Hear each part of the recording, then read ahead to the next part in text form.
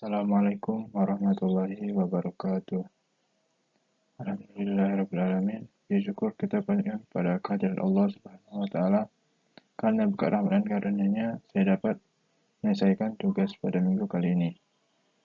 Yang terhormat Bapak Dr. Birmeka Putra STMSI dan Ibu Restu Hanan Anissa SMAK sebagai dosen pengampu di mata kuliah perpajakan 2. Pada minggu ini saya akan menjelaskan tentang subjek, objek, norma perhitungan, pembukuan, dan tarif pajak penghasilan orang pribadi. Adapun pengertian pajak penghasilan orang pribadi adalah pajak yang dikenakan atas penghasilan yang diterima oleh individu dalam suatu tahun pajak. Untuk dasar hukum PPh orang pribadi di Indonesia diatur dalam beberapa peraturan perundang-undangan. Yang pertama ada Undang-Undang Nomor 36 Tahun 2008 tentang pajak penghasilan, yaitu mengatur tentang ketentuan umum dan tata cara perpajakan yang berkaitan dengan pajak penghasilan. Yang kedua ada Peraturan Pemerintah Nomor 23 Tahun 2018 mengatur tentang pajak penghasilan atas penghasilan dari usaha yang diterima atau diperoleh wajib pajak yang memiliki peredaran bruto tertentu. Yang ketiga ada Peraturan Menteri Keuangan Nomor 250 PMK Nomor 03 2008 mengatur tentang pemotongan dan pemungutan pajak penghasilan oleh pihak lain. Yang keempat ada Keputusan Direktur Jenderal Pajak Nomor GEP/178 PJ/2008 mengatur tentang cara pelaporan dan pembayaran pajak penghasilan. Jenis penghasilan yang dikenakan pajak penghasilan orang pribadi adalah penghasilan dari pekerjaan, misalnya gaji dan upah, tunjangan, honorarium, dan bonus. Yang kedua, ada penghasilan dari usaha dan pekerjaan bebas, seperti keuntungan dari bisnis maupun jasa profesional seperti akuntan, pengacara, dan lain-lain. Selanjutnya ada penghasilan dari investasi dan lainnya, seperti dividen, bunga, royalti, sewa, hadiah, dan hibah. Dan penghasilan yang dikecualikan dari objek pajak adalah seperti bantuan atau sumbangan, termasuk zakat, sumbangan keagamaan yang tidak digunakan untuk keuntungan pribadi. Selanjutnya ada warisan yang diterima oleh waris. Yang ketiga ada hibah kepada keluarga sedarah, badan keagamaan, pendidikan, ataupun sosial, sepanjang tidak ada hubungan dengan usaha, pekerjaan, atau kepemilikan antara pemberi dan penerima. Yang ketiga ada subjek pajak penghasilan orang pribadi. Subjek pajak adalah orang pribadi atau badan yang dikenakan pajak sesuai dengan ketentuan yang diatur dalam undang-undang. Untuk subjek dalam negeri, yang pertama ada bertempat tinggal di Indonesia.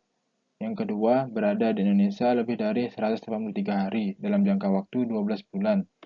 Yang ketiga, dalam 1 tahun pajak berada di Indonesia dan mempunyai niat untuk menetap di Indonesia. Dikenakan atas seluruh penghasilan atau worldwide income. Selanjutnya ada subjek luar negeri, yaitu orang yang tidak bertempat tinggal di Indonesia. Berada di Indonesia kurang dari 183 hari dalam jangka waktu 12 bulan, namun menerima atau memperoleh penghasilan dari Indonesia. Subjek pajak ini hanya dikenakan pajak atas penghasilan yang bersumber dari Indonesia saja, sedangkan penghasilan yang berasal dari luar negeri tidak dikenai pajak di Indonesia. Untuk pengecualiannya, subjek pajak orang pribadi, yang pertama ada pejabat, perwakilan diplomatik, dan konsultan negara asing, beserta anggota keluarganya, selama mereka tidak menerima penghasilan lain di luar jabatannya di Indonesia. Yang kedua ada pejabat perwakilan organisasi internasional yang telah diakui oleh pemerintah Indonesia dan tidak menjalankan atau kegiatan lain untuk memperoleh penghasilan di Indonesia. Yang keempat ada norma perhitungan pajak penghasilan atau NPPN. NPPN merupakan pedoman untuk menentukan besarnya penghasilan itu bagi wajib pajak orang pribadi yang menjalankan kegiatan usaha atau pekerjaan bebas, namun tidak menyelenggarakan pembukuan secara lengkap. Norma ini ditetapkan oleh Direktorat Jenderal Pajak untuk memberikan kemudahan bagi pelaku usaha kecil dan menengah agar tetap dapat menghitung kewajiban pajaknya dengan cara sederhana. Tujuan dan dasar pelaksanaannya yang pertama memberikan kemudahan administrasi bagi wajib pajak yang tidak mampu membuat pembukuan lengkap. Yang kedua, menyederhanakan proses perhitungan pajak tanpa mengurangi prinsip keadilan. Yang ketiga, ada persentase norma berbeda-beda, tergantung wilayah dan jenis usaha, sesuai ketentuan dalam keputusan Direktur Direktorat Jenderal Pajak. Yang keempat ada mendorong kepatuhan sukarela atau voluntary compliance di kalangan pelaku usaha kecil. Untuk ketentuan penggunaan NPPN, yang pertama dapat digunakan oleh wajib pajak orang pribadi dengan peredaran bruto kurang dari 4,8 miliar per tahun. Yang kedua, pemberitahuan ke Direktorat Jenderal Pajak harus dilakukan paling lambat 3 bulan pertama dari tahun pajak yang bersangkutan. Yang ketiga, pencatatan wajib, yaitu meskipun tidak membuat pembukuan, wajib pajak tetap harus mencatat penghasilan dan biaya. Yang terakhir ada penetapan oleh Direktorat Jenderal Pajak. Bila pencatatan tidak dilakukan dengan benar, Direktorat Jenderal Pajak berhak menghitung penghasilan neto berdasarkan norma yang berlaku. Dan untuk cara perhitungan penghasilan netonya, penghasilan neto dihitung dengan mengalihkan persentase norma sesuai jenis usaha dengan jumlah peredaran bruto selama 1 tahun pajak. Jika wajib pajak memiliki lebih dari satu jenis usaha, perhitungan dilakukan terpisah untuk tiap jenis usaha. Kemudian hasilnya dijumlahkan. Setelah diketahui total penghasilan neto, jumlah tersebut dikurangi penghasilan tidak kena pajak atau PTKP untuk menentukan penghasilan kena pajaknya. Yang terakhir, penghasilan kena pajak yang diperoleh selanjutnya menjadi dasar pengenaan tarif pajak penghasilan orang pribadi. Fungsi dan manfaat NPPN. Yang pertama, menyederhanakan kewajiban perpajakan bagi usaha kecil dan pekerja bebas. Yang kedua, mengurangi beban administratif karena tidak memerlukan pembukaan lengkap. Yang ketiga, ada meningkatkan efisiensi dan kepatuhan pajak melalui sistem yang praktis. Yang terakhir, ada memudahkan DJP dalam mengawasi dan menentukan penghasilan itu secara objektif. Yang kelima, ada pencatatan dan pembukuan pajak penghasilan. Pencatatan merupakan kewajiban bagi wajib pajak orang pribadi yang menjalankan kegiatan usaha atau pekerjaan bebas dengan menggunakan norma perhitungan penghasilan neto. Kegiatan pencatatan dilakukan menggunakan huruf Latin, angka Arab, atau satuan mata uang rupiah, serta disusun dalam bahasa Indonesia atau bahasa asing yang diizinkan oleh Direktorat Jenderal Pajak. Isi dari pencatatan harus memuat yang pertama ada penghasilan dari usaha atau pekerjaan bebas. Yang kedua ada penghasilan di luar usaha yang memperhitungkan biaya untuk memperoleh penghasilan tersebut. Yang ketiga ada penghasilan yang tidak termasuk objek pajak atau yang dikenai PPh final. Yang terakhir ada wajib pajak juga harus menyimpan dokumen dasar pencatatan minimal selama 10 tahun sebagai bukti sah apabila dilakukan pemeriksaan pajak. Pembukuan.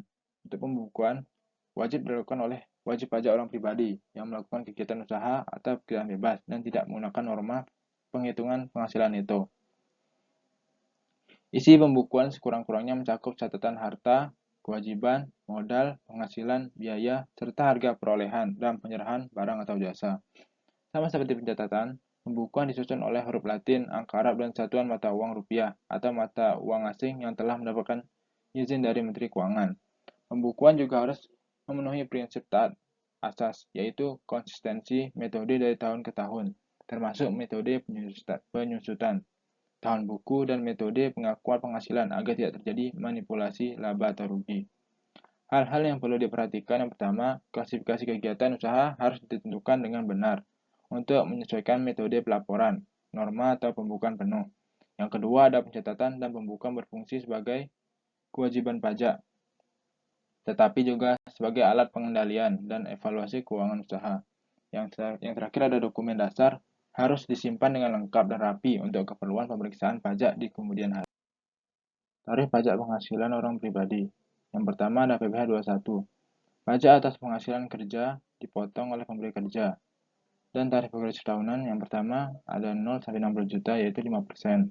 Yang kedua di atas 60 juta sampai dengan 250 juta itu tarifnya 15%. Yang ketiga ada di atas 250 juta sampai dengan 500 juta itu dikenakan tarif 25%. Dan yang terakhir ada di atas 5 miliar dengan tarif 35%. Dan peraturan sekarang ada memperkenalkan tarif efektif rata-rata untuk pemotongan bulanan. Yang kedua ada PPh 23 yaitu imbalan dividen bunga royalti yaitu 15% bruto. Dan imbalan jasa tertentu 2% dari bruto, biasanya dipotong oleh pemotong. Untuk PPh 24 dan 26, yaitu kredit pajak luar negeri untuk menghindari pajak berganda. Pasal 26, wajib pajak luar negeri terkena 20% bruto atas penghasilan dari Indonesia. Dapat lebih rendah jika ada P3B. Terima kasih atas perhatiannya. Saya tutup. Wassalamualaikum warahmatullahi wabarakatuh.